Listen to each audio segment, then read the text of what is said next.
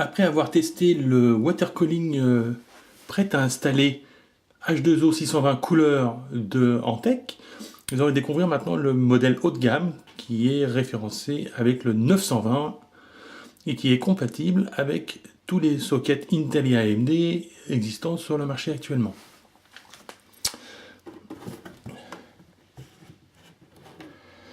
On trouve un petit graphique pour nous montrer que le couleur H2O 920 est de 9 degrés plus efficace qu'un water cooling de première génération. Et ce test a été effectué sur un i7 980X à 100%. Donc sans overclocking évidemment.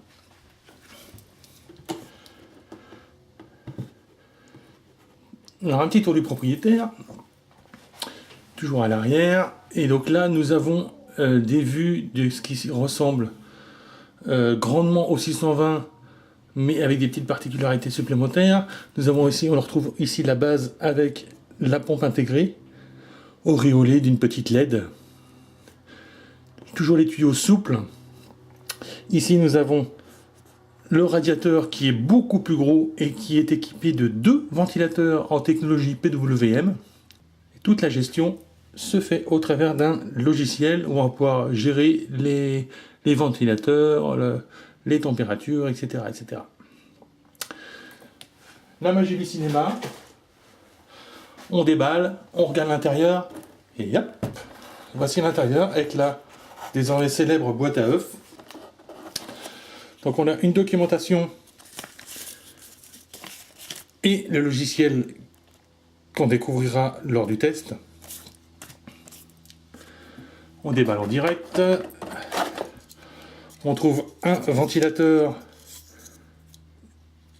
avec sa broche 4 pins qui permet donc une connexion en PWM.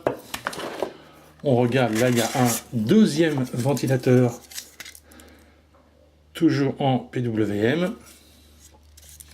Pas de référence sur le ventilateur.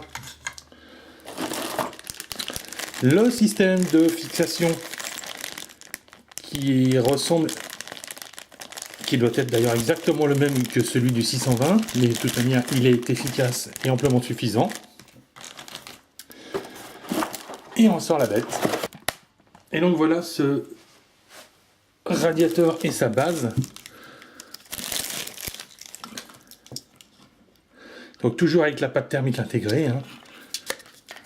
Voilà. Même base à s'y tromper que celle du 620. Avec peut-être un meilleur usinage du cuivre là.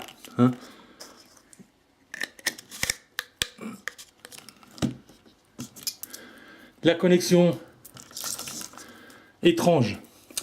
Alors c'est étrange puisqu'en fait nous avons 2 ventilateurs PWM là. J'essaie de vous le montrer mieux. Voilà. Et nous avons en sortie une connexion classique. C'est une 3 broches. Donc on a une gestion de 2 ventilateurs PWM en ventilation classique. Très étonnant comme solution.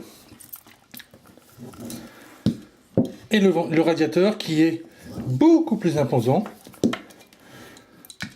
à peu près le double d'épaisseur que le 620. Donc logiquement les performances devraient être à la hauteur aussi.